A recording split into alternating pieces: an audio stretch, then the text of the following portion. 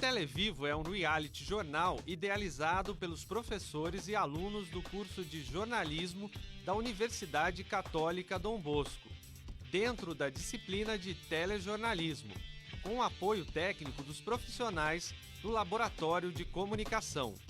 O Televivo mistura dois gêneros televisivos, o telejornal e o reality show, com a ideia de apresentar ao telespectador como é feito o programa, mostrando os bastidores de forma simultânea ao andamento da gravação, bem como depoimentos com os envolvidos durante todas as etapas de realização. Com o Televivo, a audiência pode acompanhar não só o produto finalizado pelos acadêmicos, mas todo o exercício de aprendizagem destes futuros jornalistas. Bom dia, seja bem-vindo. Está começando a segunda edição do Televivo. Vamos aos nossos destaques.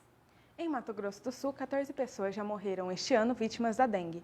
Pesquisadores da UCDB desenvolvem inseticida para combater as larvas do mosquito. Câmara dos Vereadores discute proibição do narguilé em locais públicos.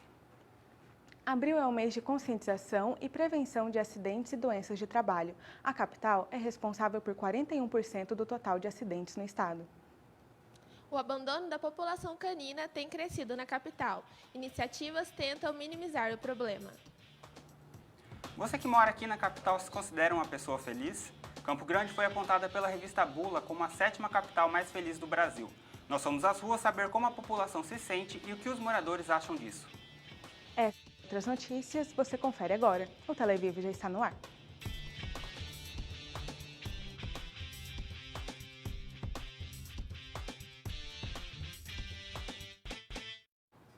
A gente começa essa edição falando de um assunto sério, a dengue. Só em Campo Grande já são 7.300 casos da doença, o que coloca a capital no primeiro lugar em casos confirmados no estado, sendo seguido por Três Lagoas com 1.700. Das 79 cidades de Mato Grosso do Sul, 64 estão com alta incidência de dengue. Segundo a Secretaria de Saúde do Estado, 14 pessoas já morreram em decorrência da doença. A epidemia de dengue fez MS. A epidemia de dengue fez Mato Grosso do Sul ser o terceiro estado do país com o maior número de casos registrados. Não só a dengue, mas a chikungunya e zika vírus são extremamente preocupantes. Em meio à recente epidemia, pesquisadores e alunos da UCDB têm desenvolvido pesquisas para eliminar o mosquito causador dessas doenças. A epidemia de dengue fez MS ser o terceiro estado do país com maior número de casos registrados. Doenças como dengue, chikungunya e zika vírus são extremamente preocupantes. Em meio à recente epidemia, projetos e pesquisas são desenvolvidos pela comunidade acadêmica para extermínio do Aedes aegypti, mosquito causador dessas e de outras doenças.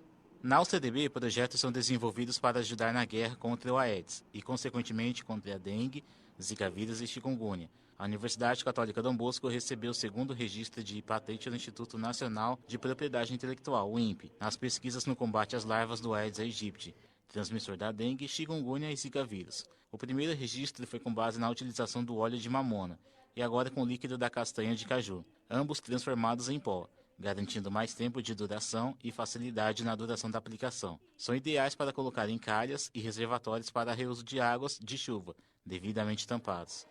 As pesquisadoras Priscila Motti e Carla Porto estão à frente desse projeto e contam sobre o trabalho que desenvolvem. O trabalho é uma consolidação de um trabalho de 15 anos, que a gente vem trabalhando, estudando o quê? Estudando extratos de planta para a elaboração de inseticidas, na verdade bioinseticidas.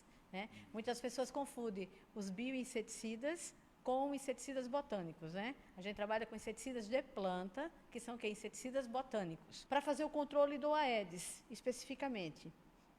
Dentro da nossa pesquisa, na consolidação desses anos, nós desenvolvemos 2 protótipos de inseticidas, os quais já estão sob patente, uma à base do líquido da castanha do caju, outro da base do óleo da mamona, só que um derivado já, que é o ricinoleato de sódio.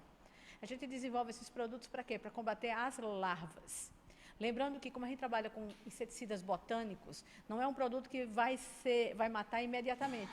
É um produto que ele vai interferir no ciclo de todo o vetor, no caso do mosquito, e vai fazer com que haja uma diminuição da população e, efetivamente, ele vai colocar menos ovos e esses ovos vão ser o quê? Mais inviáveis. Então, eles não vão conseguir chegar ao quê? Não vão chegar no seu processo final de fertilidade. Qual é o nosso papel? O nosso papel é criar estratégias para quem? Para estar combatendo as larvas do mosquito, né? E que esse material ele possa ser usado o quê? Possa ser usado nas casas com rigor e com uma segurança mais fácil para a população estar o quê? Está manuseando. Por isso que nós transformamos os nossos produtos em produtos em pó, para que seja mais fácil de estocagem, seja mais fácil de manipulação, né? E ele consiga ser disperso em água, sem precisar de quem? Sem precisar de grandes aparatos. Primeiramente, a gente coleta essas palhetas com os ovos, né, com parceria do CCE, que é o Centro de Controles de Vetores. Colocamos essas palhetas para eclosão, né, em contato com a água. Esses ovos vão eclodir, passar por todos os estágios larvais, que são 4. Depois dos estágios larvais, ele vira pupa, e depois da pupa vira mosquito. Depois dessa etapa, eu separo as larvas de terceiro estágio, que é o estágio mais indicado para a gente fazer os testes, e aí vou prosseguir com os testes propriamente dito. Mosquitos, a gente faz o repasto sanguíneo, que é para poder maturar os ovos, né? Aí a fêmea vai e ovipõe dentro de uma caixa segura, tampada, e aí esses ovos a gente coloca no nosso estoque para poder fazer testes futuros, né? Com outros trabalhos, por exemplo, do PIBIC, do mestrado e até mesmo de outros doutorandos. Já que estamos falando sobre preocupação com doenças que continuam em alta, uma outra notícia que serve de alerta. Recentemente, a Organização Mundial da Saúde retirou o certificado de eliminação do sarampo do Brasil. E para falar melhor sobre esse assunto, nós vamos chamar a Letéia Alves. Bom dia, Letéia. Aumentaram os casos de sarampo no mundo? Bom dia, isso mesmo. De acordo com dados de 2018 pela OMS, os casos de sarampo subiram 300%. Professora, por que esse aumento tão grande? Olha, vários estudos ou vários cientistas vêm falando e trazendo, né, que existem várias vertentes para isso ter acontecido. As pessoas deixaram de vacinar por medo da vacina, né, por conta de mitos que vêm sendo levantados ao redor do mundo inteiro, na verdade, não só aqui no Brasil. Também, às vezes, por acreditar que a doença não acontece mais, né, e por isso acha que não precisa vacinar, não está acontecendo aqui, não está perto de mim. E aí essas situações vão fazendo com que a população esqueça de vacinar, não dê a devida importância, e daí vai aumentando, né, a quantidade de pessoas não vacinadas, gerando um ambiente mais favorável para o desenvolvimento da doença. E, professora, o que a senhora acha que a gente deve fazer para conscientizar essas pessoas a voltarem a tomar as vacinas? Olha, se a gente tivesse uma receita, seria bem fácil. Mas, na minha sugestão, é melhorar ou aumentar a conscientização, mostrar também os riscos e os danos que essas doenças podem causar. O sarampo, ele é uma doença que tem uma evolução benigna, vamos assim dizer, né? Na maioria dos casos, ele não traz a óbito, não leva a vítima a óbito. Mas existem casos muito graves para crianças pequenas, menores de 1 ano, para gestantes. Então, assim, como existem casos que evoluem, minha vizinha teve e não teve nada, o filho da minha vizinha teve e nada aconteceu. Não é bem assim. A gente precisa conscientizar as pessoas que podem sim existir casos graves e até fatais. E como que funciona a vacina de sarampo? Porque ela não é uma vacina simplesmente para o sarampo, né? Como que é? Isso, hoje em dia ela é conjugada, né? Ela tem outras doenças ali junto. A gente tem a tríplice viral e a tetraviral. A tríplice viral sendo composta pelo sarampo, cachumba e rubéola. E a tetraviral tem um componente novo que é a varicela. É recomendado para todas as faixas etárias, assim, na verdade até os 50 anos de idade, para criança a partir de 1 aninho, que é o que está no calendário do Programa Nacional de Imunização, nosso aqui do Brasil, 1 aninho e depois um reforço com 1 ano e 3 meses, podendo também tomar um pouco mais para frente, mas esse seria o ideal dentro do calendário vacinal.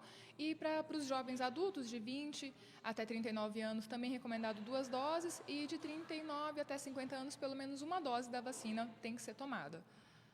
Então, pessoal, a gente tem que prestar bem atenção, porque mais de 100 mil pessoas morreram ao redor do mundo por conta da doença, e a gente precisa prestar atenção com isso, e que nem a professora falou, é a conscientização. Agora a gente volta para o estúdio. No dia 28 de abril, o mundo celebra o Dia Mundial em memória das vítimas de acidentes e doenças de trabalho.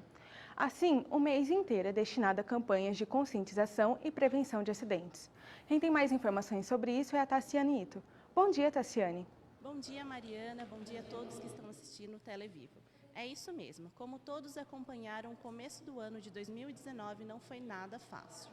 De acordo com dados do Observatório Digital de Saúde e Segurança do Trabalho, ocorre um acidente de trabalho a cada 48 segundos no país, sendo uma vítima fatal a cada 3 dias. Em Mato Grosso do Sul, uma morte é registrada a cada 8 dias. De janeiro de 2018 até março de 2019, foram mais de 802 mil acidentes de trabalho registrados, resultando em pelo menos 2.995 mortes. Campo Grande é responsável por 41% do total de acidentes no estado, sendo 3.405 casos registrados no ano passado. Dourados aparece em seguida, com 794 notificações. Em terceiro no ranking, Três Lagoas obteve a marca de 580 casos. Para isso, conversamos com Gleison Laranjeira Rodrigues, técnico de segurança do trabalho. Bom dia, Gleison. E para começar, você que é funcionário do SESMIT, né? O que é esse serviço aqui dentro da Católica? Bom, o SESMIT tem por objetivo fazer o gerenciamento dos riscos ambientais, né? Então, toda instituição ela tem por obrigação, de acordo com a Lei nº 3.214, Portaria 3.214, em fazer a prevenção de acidentes, doenças ocupacionais, danos ao patrimônio. E o SESMIT é a área específica que trabalha gerenciando os riscos para que a saúde do trabalhador não possa ser comprometida. E todas as grandes empresas deveriam ter esse serviço especializado em segurança do trabalho? Então, de acordo com essa mesma portaria, é dimensionado exatamente pela norma regulamentadora número 4, que fala sobre o serviço especializado em engenharia de segurança e medicina do trabalho. Então, existe um dimensionamento de acordo com o grau de risco da empresa e a quantidade de funcionários. Então, hoje, para você ter uma base, uma empresa que tem um grau de risco 4, a partir de 51 funcionários, ela precisa já ter um profissional da área de saúde e segurança trabalhando em 8 horas diárias. E falando do mês do Abril Verde, quais foram as principais ações realizadas?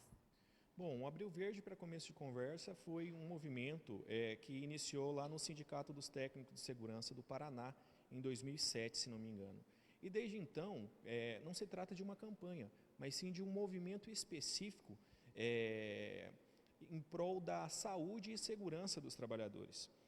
Abril por quê? Porque no dia 7 é comemorado o Dia da Saúde e dia 28 de abril é o dia em memória das vítimas de acidente de trabalho. Por isso foi escolhido esse mês como o Abril Verde.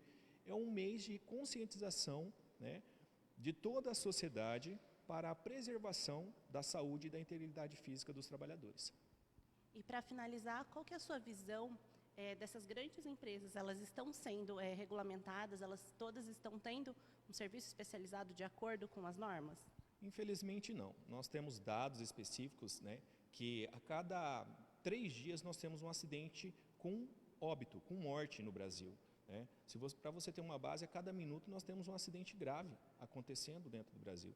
Os indicadores de acidente e doença, eles estão altíssimos. Né? Então, no meu entendimento, falta muito a prevenção, falta muito a conscientização, a mudança de mentalidade por parte de empregadores, por parte dos órgãos fiscalizadores, né? E até por parte dos trabalhadores por falta de treinamento, né? De cursos específicos para formar esses trabalhadores e ajudá-los a proteger a sua integridade física e a sua saúde. Muito obrigada, Gleison. É isso aí. Então, voltamos com vocês no estúdio. E o Centro de Referência em Saúde do Trabalhador Regional de Campo Grande realiza 2 palestras amanhã, dia 30. A primeira tem o tema Saúde Mental e vai ser às 8 horas da manhã na Solurb Base 3, que fica na Rua Brilhante, 2127, Vila Carvalho. A segunda tem como tema Saúde do Trabalhador, às 2 horas da tarde, no município de Jaguari. Mais informações no site abaixo. E o próximo bloco mostra por que Campo Grande foi uma das cidades a entrar na lista de capitais mais felizes do Brasil. E ainda temos a previsão do tempo para todo o estado. Voltamos em instantes.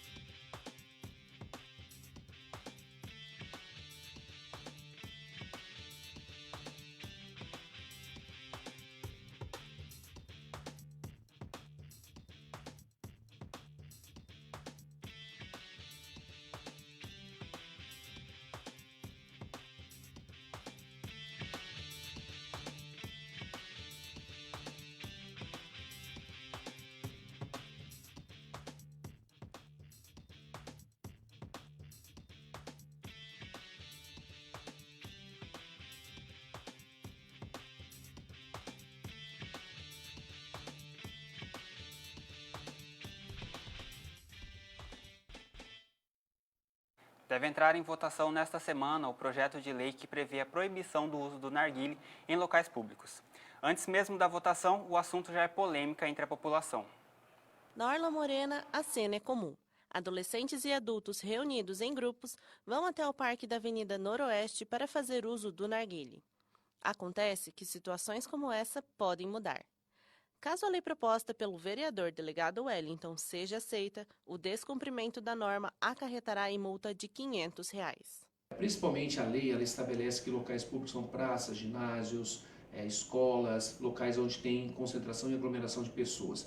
Onde você tem uma grande concentração de pessoas, normalmente, algumas pessoas podem não querer, participar dessa forma cultural da utilização do narguilé e acaba você cerceando essa liberdade dele de ir e vir. Baseado nisso, baseado também no princípio do direito administrativo, que você tem que o público prevalecer sobre o privado, é que você precisa de uma norma, de uma normativa para você poder proibir o uso do narguilé nesses locais. Pensando no direito público sobre o privado, as opiniões divergem. Mesmo quem trabalha no ramo não se opõe às delimitações do espaço. Em lugares públicos, assim, eu sou a favor, por causa que não é todo mundo que nós agradamos, quem fuma. Eu sou fumante de narguilé, não é todo mundo que nós agrada, sempre vai ser assim. Para nós, a loja tabacaria vai ser um ganho a mais para nós, por causa dessa lei. Aonde tiver uma tabacaria próxima a um lugar público, vai aumentar, porque todo mundo vai para ir para esse lugar. Aos pais que frequentam a Orla Morena, o projeto de lei visa principalmente preservar a saúde dos jovens. Eu converso muito com a minha filha, a gente é muito amiga.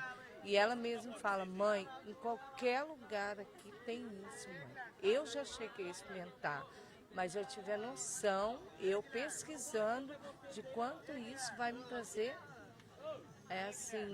danos na minha saúde. Eu acho que esse projeto é uma boa. Eu concordo com esse projeto. Mas para aqueles que fazem o uso do narguilé de forma social, a lei é precipitada. Eu acho o seguinte, cara, que como cada pessoa tem seu hobby, tipo, umas pessoas apaixonadas por rock, outros por música, outros por tudo. Que em Campo Grande raramente não tem nada.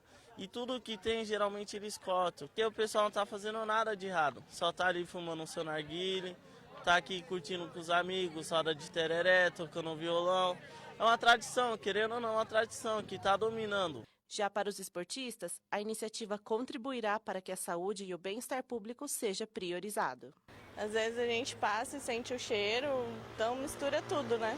O pessoal aproveita. Geralmente o pessoal que vem para fazer isso na orla não são pessoas que correm, praticam alguma coisa ou tá com a família. Ainda mais em local público, eu não sou obrigada a fumar com eles, né? Eu já não gosto nem de cigarro, que dirá narguilé. A problemática do abandono de animais vem crescendo com o passar dos anos. Aqui na Universidade Católica, alguns estudantes resolveram ajudar um pouco os nossos pequenos amigos por meio de uma iniciativa muito interessante. A repórter Natália Rabelo vai contar um pouco mais sobre esse movimento iniciado pelos alunos. Quem estuda na UCDB e até mesmo quem visita o campus provavelmente já se deparou com a presença desses moradores de quatro patas. Eles passeiam, dormem, brincam por aí e até mesmo recebem um agrado. O que muita gente não sabe é que existem estudantes no campus que se comprometem de forma voluntária para cuidar desses animais. Eles trazem comida, água, levam em veterinários e até mesmo buscam pessoas para adotá-los. É o caso da Camila de Paula. A acadêmica de Direito ajuda os cachorros desde que entrou na universidade e até já participou de um grupo de alunos que tinham o mesmo objetivo. Quando eu recém tinha entrado na faculdade, eu percebi que tinha muitos cachorros que vinham toda manhã e pediam salgado, né, para todo mundo. E aí, como tinham muitos cachorros que realmente vinham muito magros e muito, assim, você via que era abandonado, era de rua, eu comecei a trazer ração, potinho com ração e água e deixar para eles. E aí começou a crescer, começou a vir mais cachorro, começou a vir cada vez mais animais, tem até gato, cachorro, tudo quanto é animal que aparece aqui. Aí a gente começou a colocar em vários locais, em vários blocos, para eles poderem ter o que comer, o que beber, né? E existe algum grupo estudantes aqui da CDB que cuidam desses cachorros do curso? De início tinha, mas aí acabou difundindo e ficou cada um por si. Quem gosta de bicho, quem vê o projeto e gosta, traz ração, traz água, ajuda a trocar sempre, todo dia a gente troca água. E aí a gente vai colocando e mantendo dessa forma. Cada um ajudando o outro, a gente não sabe quem é quem, mas todo mundo ajuda. E vocês têm algum meio de fazer com que esses cachorros sejam adotados? Vocês publicam no Facebook, alguma coisa desse tipo? Sim, quando a gente vê que o cachorro realmente é abandonado, é de rua, a gente procura sempre levar no veterinário, e aí a gente procura lar temporário, entra em grupo de Facebook, WhatsApp, procurando contato, quem tem contato com isso, quem tem contato com aquilo, que aí a gente tenta levar esses cachorros pra ter um lar, né, ter algum amor e carinho e ser bem cuidado, que querendo ou não. É muito legal ver que existem alunos aqui na faculdade que se preocupam com esses animais, não é mesmo?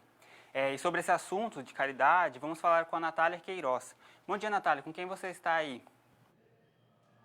Bom dia, Fábio. Eu estou aqui com as irmãs Thaís e Lara, que são administradoras da conta no Instagram, Quero um Gatinho. Essa conta tem o objetivo de divulgar os gatos abandonados aqui de Campo Grande. Eu queria agradecer a presença de vocês duas e eu queria começar perguntando para a Thaís como foi a ideia, como surgiu a ideia de vocês criarem essa conta e se são apenas vocês duas que fazem esse projeto ou se tem mais voluntários. Bom dia, nós criamos a conta há aproximadamente 1 ano e o objetivo inicialmente era de divulgar os gatinhos que a gente resgata, os gatinhos disponíveis para adoção. A gente sempre se importou muito com os animais abandonados e o objetivo do Instagram é fazer essa divulgação e também fazer a conscientização sobre isso, sobre os animais que vivem abandonados, conscientização sobre castração e sim, somos só nós duas. Lara, eu queria te fazer uma pergunta. Como funciona esse resgate dos gatos e se vocês recebem alguma ajuda financeira ou como funciona tudo isso? Então, normalmente a gente recebe pedido de ajuda pelo próprio Instagram. Não são todos que a gente pode ajudar. E a maior parte dos resgates são financiados com recursos próprios. E, eventualmente, em algum caso mais grave, a gente faz a vaquinha na internet pedindo ajuda dos seguidores.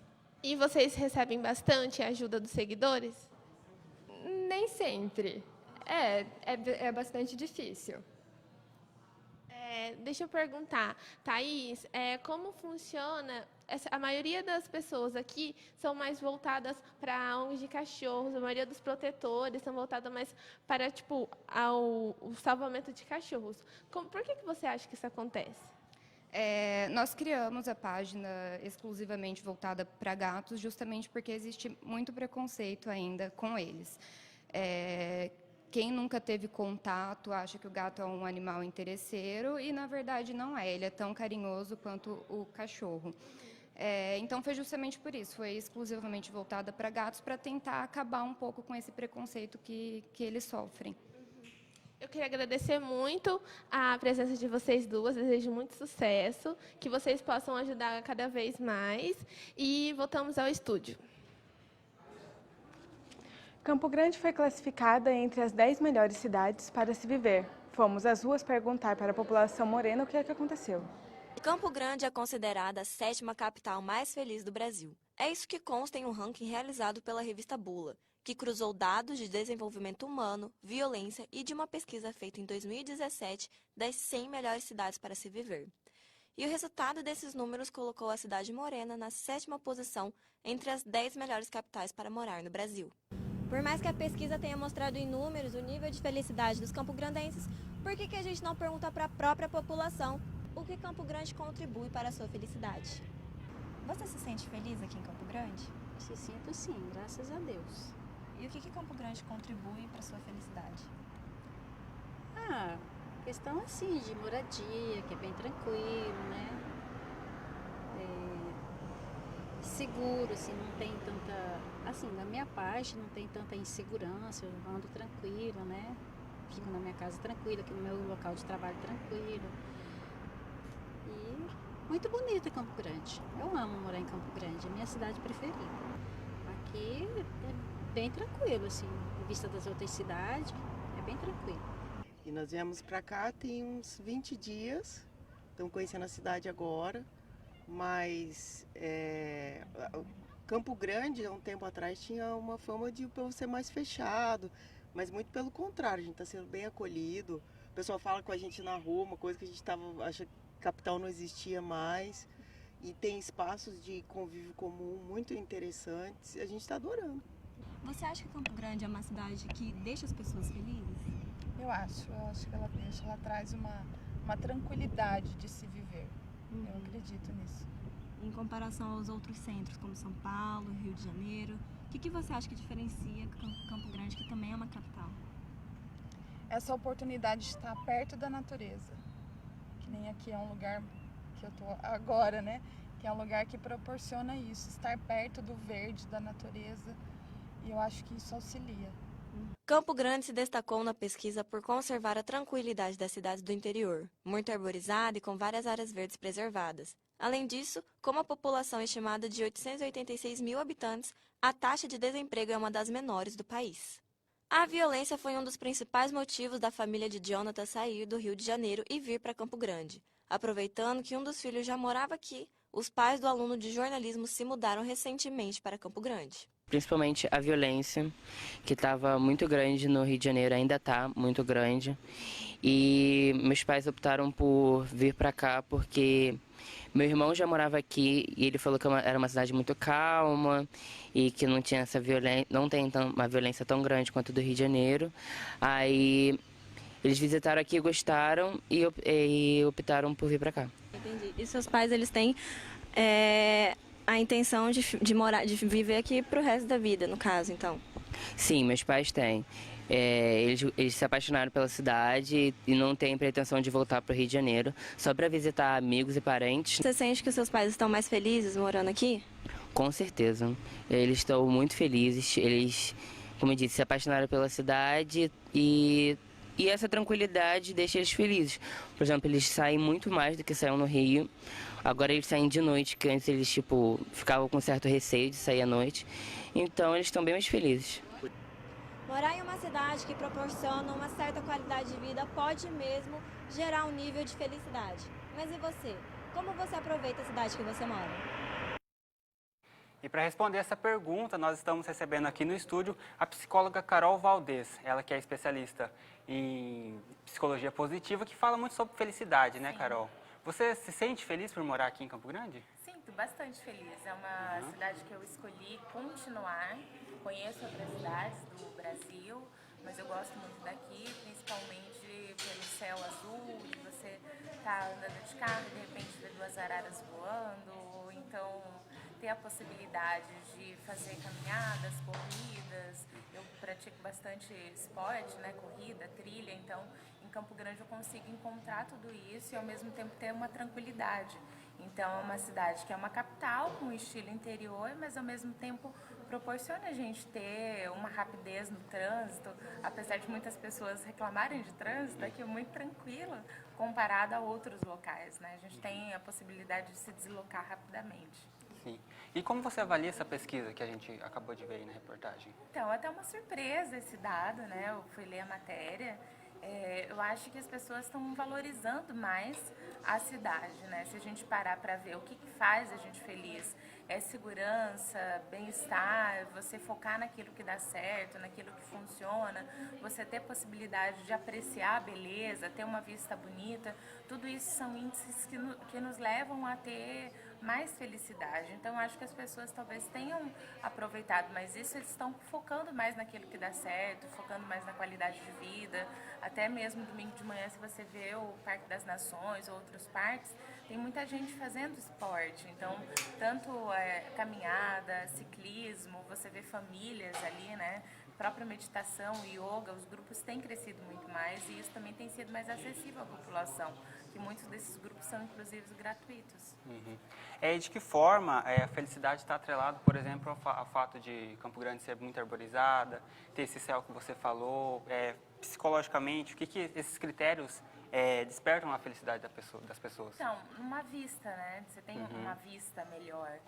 A gente anda pela cidade, apesar de ainda existir coisas que possam ser melhoradas, a gente não vê tanta favela, você não vê ali dentro da cidade. Eu acho que tudo foi realocado mais para casas populares, né? Teve um trabalho grande com relação a isso, mas dificilmente, se a gente comparar São Paulo, Rio de Janeiro até Brasília, a gente não vê tanto mendigo na rua quanto teria.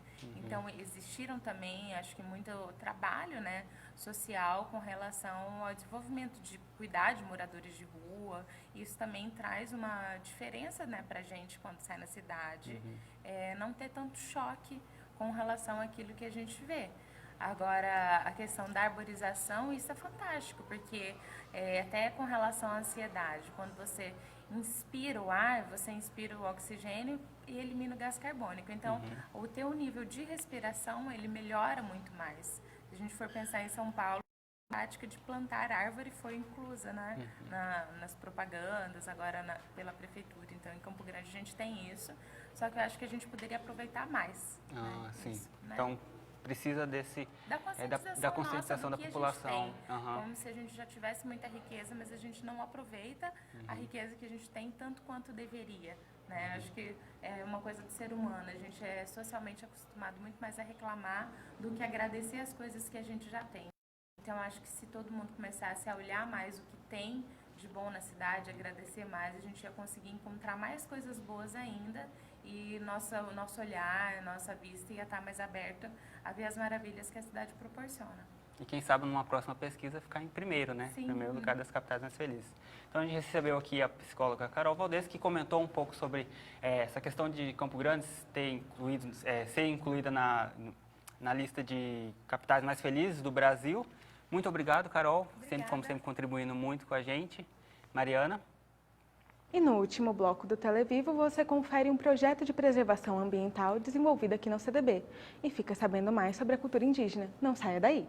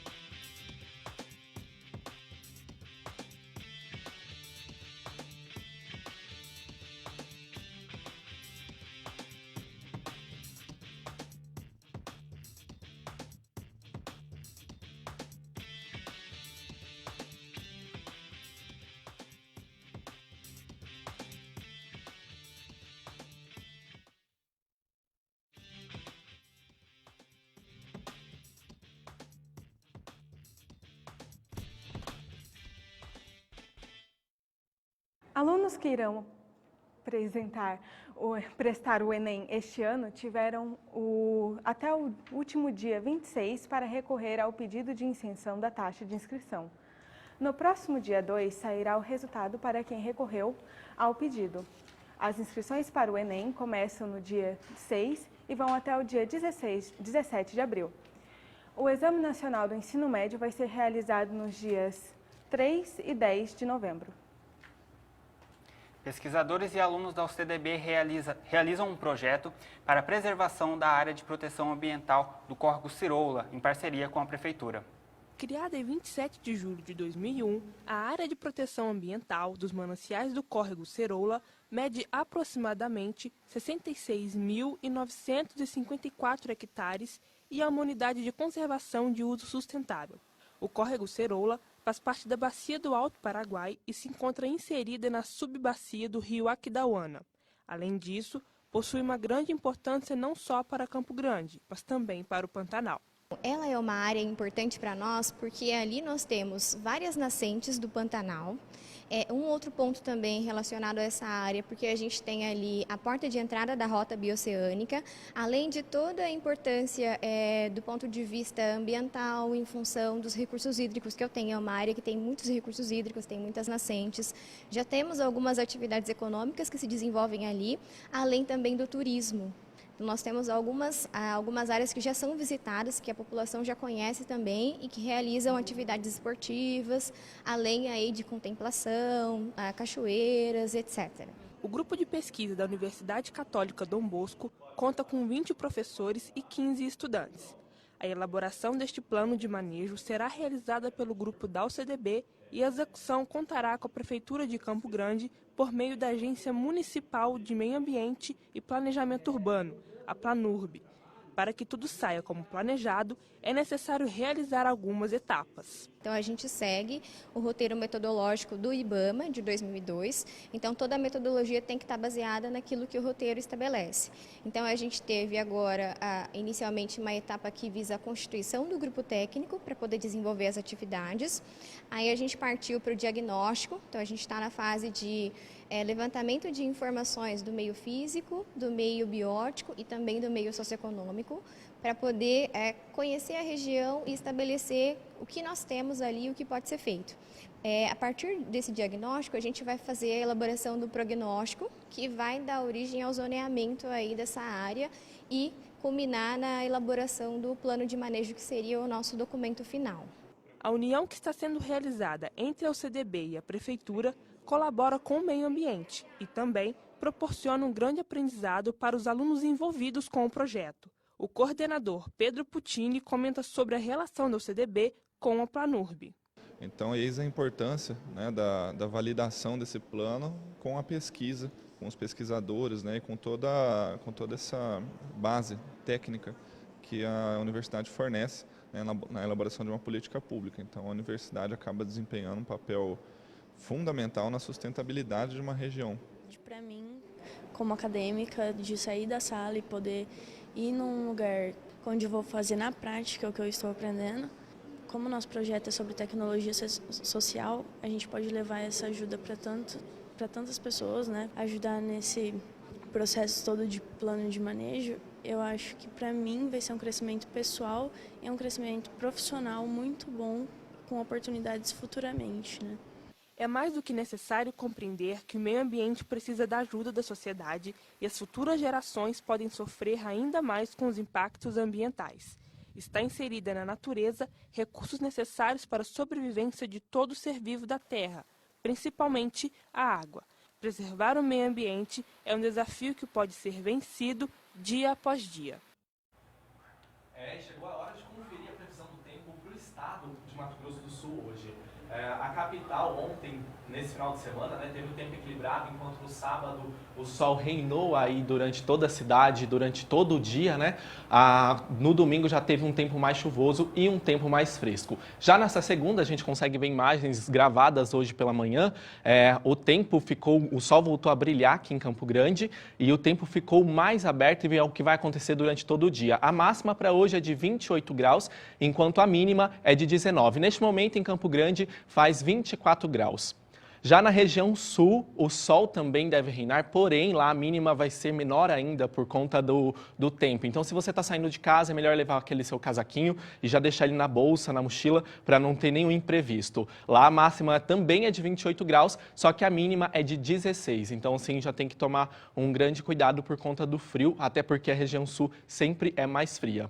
Já na região pantaneira, o sol, o calor deve reinar ainda mais por conta da alta temperatura. Lá a máxima deve ser de 32 graus. Então, assim, se você está saindo de casa, já saiba que o sol vai estar bem quente e é bom tomar um cuidado.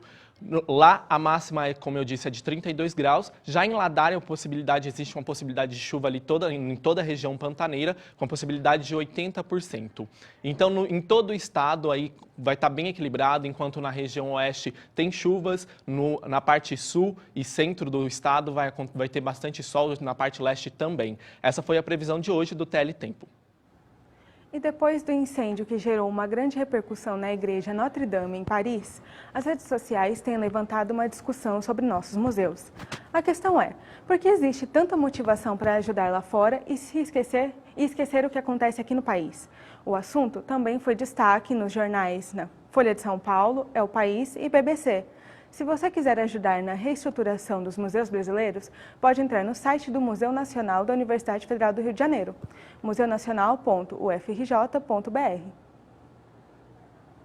Em meio a tantos casos de conflitos por terras, se autoafirmar indígena perante a sociedade ainda pode ser visto com maus olhos.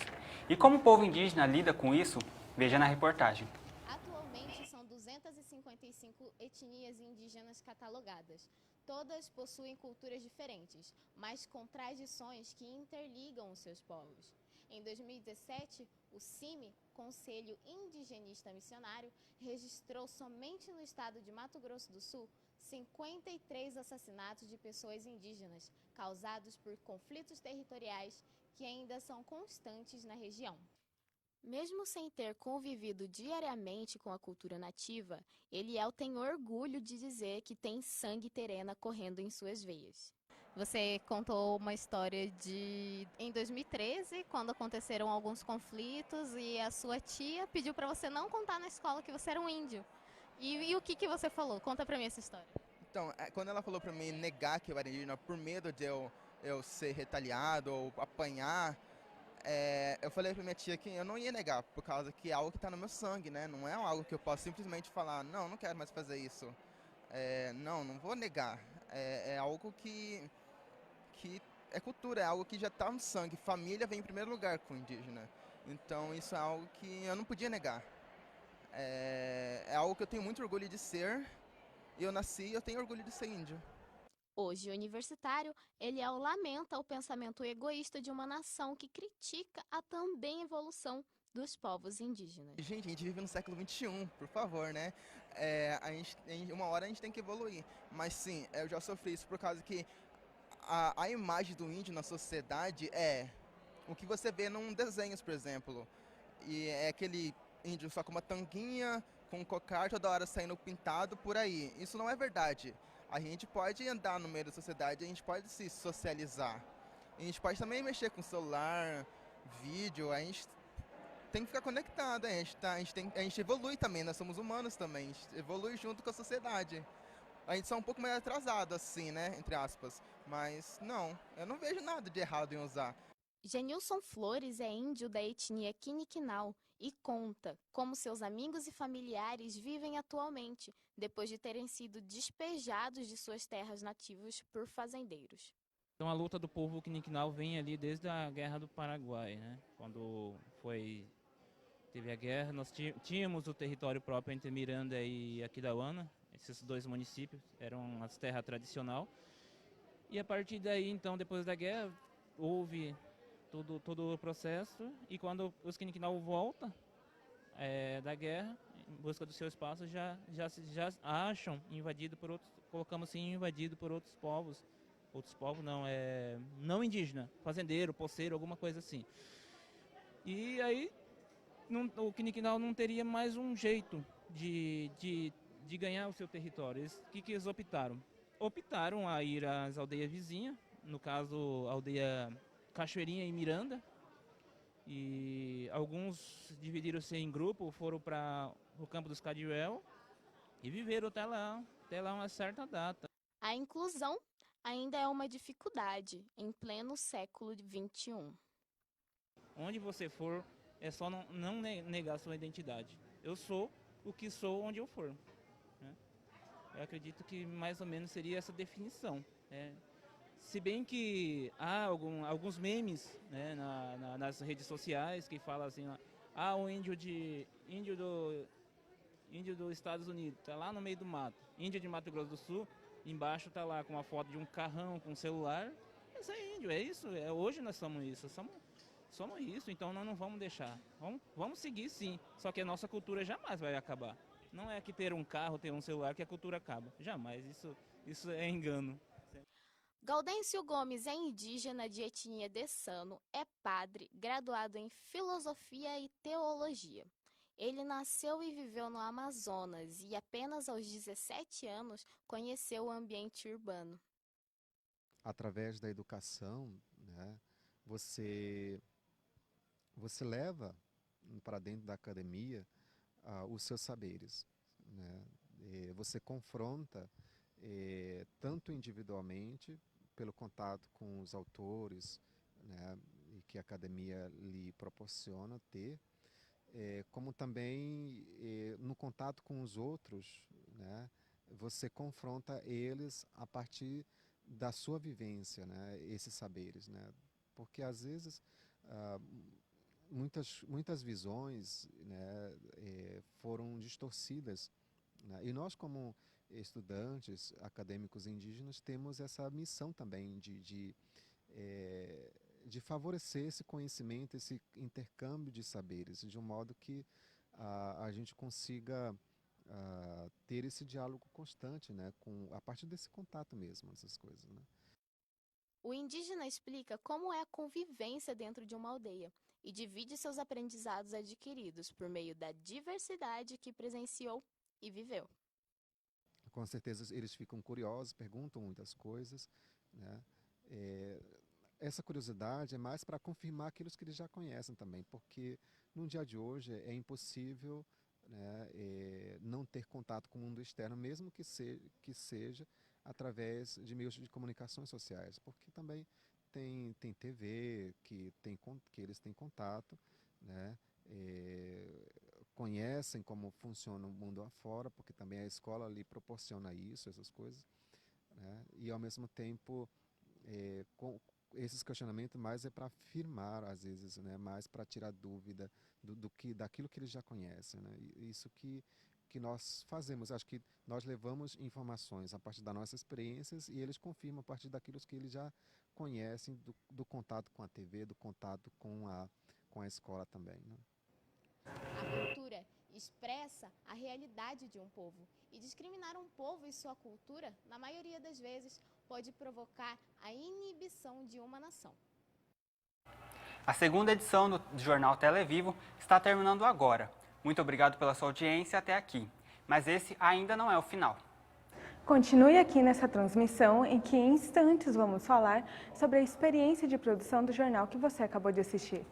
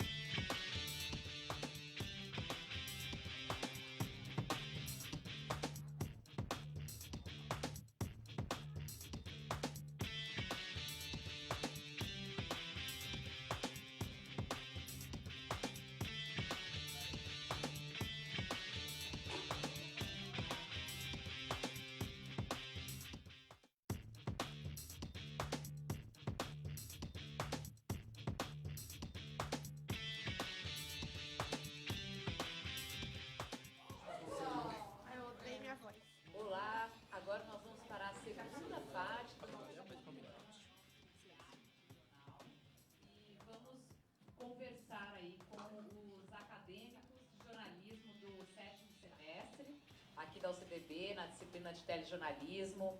Agora é hora da gente conversar com essa moçada aí para saber dos bastidores. Como é que foi a produção desse telejornal? Então, vamos começar ali, olha. Vamos falar com a Carol. Carol, conta pra gente do seu papel. Tá fazendo um lanchinho aí? Deu fome, né? Não foi fácil não, né? Hoje, muitos imprevistos aí, fortes emoções desde manhã cedo. Fortes emoções, né? Começou ontem, né, Carol? Você me ligando. Ontem eu fui produtora nesse programa, né? Aí tava tudo certo, eu tava com a minha entrevistada tudo agendada, e ontem à noite ela teve um imprevisto, e aí ela me desmarcou, eu saí correndo atrás de outro entrevistado, mandei mensagem pra um monte de gente, mas pelo menos deu certo, né? 10 horas da noite, né, Carol? 10 horas da noite eu tinha confirmado meu entrevistado, e aí mandei pra Natália, ela teve que mudar todo o link dela. Mas, assim, no final deu tudo certo, porque acho que ela foi bem comprometida, eu me comprometi, e aí no final, quando as duas pessoas querem fazer, a gente consegue, né? Com certeza, um trabalho de equipe. Eu acho que... João quer falar. Eu acho que eu vou passar pro meu amigo, porque acho que como eu fiquei na produção, eu não tive tantos problemas, mas assim, acho que hoje foi bem complicado, porque, por exemplo, eu chamei elas duas de última hora, elas super toparam, e aí chegou aqui, elas chegaram às 8 e foram embora às 10, e era para ser uma entrevista de 5 minutinhos, sabe? Então, tiveram vários imprevistos que ficaram bem chateados, isso até prejudica a nossa imagem, né, como produção e como jornalista, porque a gente traz alguém, a pessoa vem e fica aqui esperando um tempão. É bem complicado. Então, João. Os imprevistos acontecem, né? Teve toda essa mudança de página, colega que ficou doente. Natália, como que foi para você essa questão de mudar o assunto em cima da hora? De realmente lidar aí com o improviso e o imprevisto? Então, a Carol me mandou mensagem ontem, e aí ontem mesmo a gente já mudou o link e tudo mais, as perguntas, mas não foi tanto assim, porque a gente falou de cachorro e só falou de gato. Então, pra mim, continuou a mesma coisa, sabe? E eu que não tenho tanta proximidade com TV, pra mim foi super tranquilo hoje, o tempo que eu fiquei lá fora. Apesar dessa coisa de ter demorado, sabe? Mas de resto, acho que pra mim foi tranquilo, pelo menos da minha parte. Certo. E você, João? Como é que foi? Você estava na produção. Como é que foi para você produzir as matérias? O que você achou? Você já tinha uma experiência em produção? Nos estágios? Já sim. Produzir, a gente sempre, pelo menos eu tenho a impressão de que é a melhor parte, a melhor função que tem, porque a ideia é que você se livre logo desse trabalho um mês antes dele acontecer. Então, ele é o primeiro. A produção, ela é a base de tudo, ela é o pontapé inicial. A gente constrói a base do jornal para as outras funções darem continuidade. E acredito que todos os produtores fizeram muito bem seu papel, entregaram tanto a produção quanto a reportagem, que também foi bastante competente. Não sei quanto a prazos, mas eu sei que todos fizeram, nenhuma pauta caiu, que eu achei incrível, muito bom, né? E apesar dos pesares, tudo mais, a edição também conseguiu tudo. Acho que assim, independentemente de tempo e correria, tudo andou como tinha que andar. O problema realmente foi hoje, né? A gente passou agora há pouco ali na frente, quem estava ali por uma situação extremamente constrangedora. Eu fiquei muito triste, tá? Com o clima que acabou sendo criado por conta do atraso com uma entrevista aí que aconteceu agora há pouco. Não vou nem falar para não expor a pessoa, mas a pessoa também ficou muito chateada, né? Apontou um determinado culpado e foi muito constrangedor isso. E nós ficamos tristes porque a gente se dedica, é uma pessoa da minha confiança que eu chamei, eu produzi, né? Eu convidei para vir. Quando eu mandei a mensagem para vir, super se disponibilizou um mês antes e tudo mais, e a gente ficou combinado. E aí chega aqui hoje, o combinado todo é desfeito, sabe? Assim, para evitar esse tipo de coisa, eu acho que dava para a gente ter antecipado, feito alguma coisa. E foi muito triste o que aconteceu ali na frente, foi muito constrangedor mesmo. Eu estou bem triste hoje, arrasado. E só quem estava ali na frente sabe o que a gente passou, né? E esse foi o pior problema acho que de toda a faculdade. Desses 4 anos que eu tô aqui hoje, nunca passei por nada do que a gente passou ali agorinha. Foi muito vergonhoso. Até como uma pessoa falou, nunca passamos tanta vergonha na vida em relação a isso, né? Mas as funções, prof, só vou concluir rapidão. As funções, produção, acredito que todos foram bem. Reportagem também, independentemente de off, incoerente ou sei lá mais o que, teve a reportagem.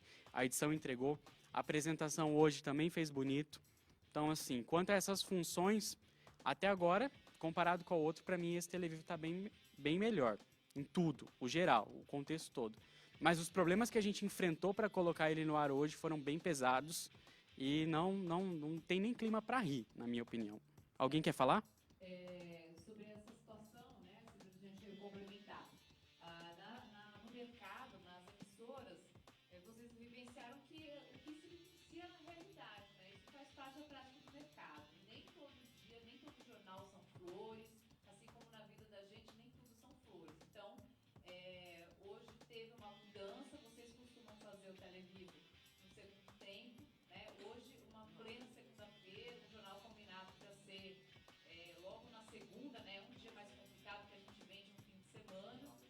Então, esse jornal que deveria ter ficado pronto na sexta-feira, por uma série de motivos não ficou, né? Mas a gente vai se empenhar para da próxima vez fazer o fechamento dele na sexta, porque deu para sentir hoje como televisão ela é rica em detalhes. Ela é um trabalho em equipe, onde a equipe precisa estar afinada e uma etapa depende da outra, né? A gente conseguiu ver bem isso hoje, assim. O que você falou, né, João? Assim, a equipe da produção fechou as pautas e tal, e aí é toda uma sequência, toda uma cadeia, todo mundo tem que estar afinado. Então, vocês estão aqui também para isso. Por isso que o jornal se chama jornal laboratorial, jornal experimental, para a gente poder vivenciar as situações do mercado de trabalho e poder aprender também. Aqui na faculdade é o lugar de errar e de aprender, para a gente poder cada vez mais procurar melhorar, procurar acertar, né? E ter esse exercício da realidade, de cada detalhe, de como a televisão ela compreende uma série de detalhezinhos aí que a gente precisa estar afinado. Mas eu gostei muito do resultado de vocês, do empenho de vocês, de buscar entrevistas, né? De tudo mais. Eu achei que vocês foram muito competentes e muito esforçados também. Alguém mais quer dar uma palavra? Eu vou falar. Que nem o João falou, eu concordo completamente, né, com a questão assim, que falta mesmo uma conversa, eu acho, entre a gente e quem está ali na direção. Então, assim, a professora que está ali junto, acho que falta a gente conversar. Só que o que eu queria falar não é nem isso, é que, assim, acho que quem a gente tem que valorizar e realmente falar sobre e parabenizar não é nem a gente, né? Tipo, nem o Marcos que se matou ou a gente que está fazendo essas coisas, porque é nossa obrigação, né? Acho que quem a gente tem que parabenizar é, tipo, principalmente Jair, Edinho, que está aqui, Giovanni, esqueci o nome da Juliana, porque o seu Wilson também, a gente sempre fala que, tipo, a gente nem chama eles de professor, só que desde o primeiro ano eles estão aí com a gente falando, e aí, pessoal, e aí quando a gente fica em crise e fica bravo e puto com todo mundo, quem está ali apoiando a gente são eles. E, tipo, o Edinho, acho que todo mundo, até o Giovanni, todo mundo que está ali acha que o Edinho é professor, porque a gente estava brincando, né? Edinho é o dinossauro do negócio. Então, quem ensina a gente e dá o apoio, faz a gente ficar calmo ali na hora que está tudo dando errado, geralmente é ele. Então, acho que é isso. O Edinho até tinha que ter um momento de brilho nessas horas. Não briga comigo, não, ó. Acho que é isso. É isso aí, gente. Olha, muito obrigada. Então, serviu a inscrição. Próxima... O Marcos quer falar. O Marcos quer falar antes. Vai, Marcos. Encerra então, Marcos. Eu acho que, assim, a gente teve uma questão da produção, que foi, pelo menos da minha pauta, que a Tassi gravou, que foi uma produção que foi difícil. Eu fui tentando personagens para fazer um outro VT, a ideia era fechar um VT diferente, não era fechar dentro da UCDB, só que a gente foi tentando de outras formas e acabou que a gente conseguiu sair um material muito bom, mas que infelizmente não era o que eu, pelo menos como produção, estava esperando. Essa questão de procurar entrevistados é muito difícil e assim, quando a gente consegue, tem que dar os parabéns mesmo, principalmente para os meninos que fazem a produção de estúdio para trazer o pessoal até aqui. Quando a gente marca nos lugares, ainda é mais fácil para os repórteres irem, dependendo dos repórteres que conseguem ir. Mas foi uma questão difícil. Acho que a questão também que a gente tentou um procurador do Ministério acho que é do Ministério do Trabalho e da Procuradoria do Trabalho, e eles demoraram a responder a gente. Quando responderam, não cabia no nosso horário. Foi uma questão assim de que infelizmente a gente não conseguia. E acho que a produção do Teletempo, a produção a gente tentou, né, fazer com que ficasse igual da outra vez, mas infelizmente a gente não conseguiu. Tivemos contratempos aí com colegas que falaram que passaram mal, né, que estão doentes realmente, e que não conseguiram vir, mas que entram outras questões aí até dentro do pessoal da apresentação, porque a gente sente que o colega também fazia parte da apresentação e, infelizmente, momentos antes, outras vezes, ele poderia ter participado ainda mais, produzindo as mesmas coisas que os outros apresentadores produziram, mas não conseguiu, mas não fez. Então, assim, acho que é uma coisa que a gente ainda falta que parte de todo mundo, que outras pessoas que não estão trabalhando trabalhem em prol disso, trabalhem da mesma forma, ou que pelo menos entregue a sua parte de uma forma bem feita. Não precisa entrar na alçada do outro, em ter que fazer parte da produção também, da edição também, mas que faça pelo menos o seu arroz com feijão bem feito, que é o que a gente sente falta de algumas pessoas. Acho que é isso. Não sei.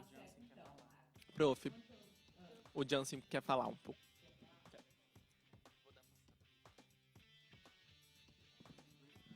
Fala aí, Jansen, aí nós vamos encerrar. Por conta do nosso tempo aqui também já está ultrapassando. Tá.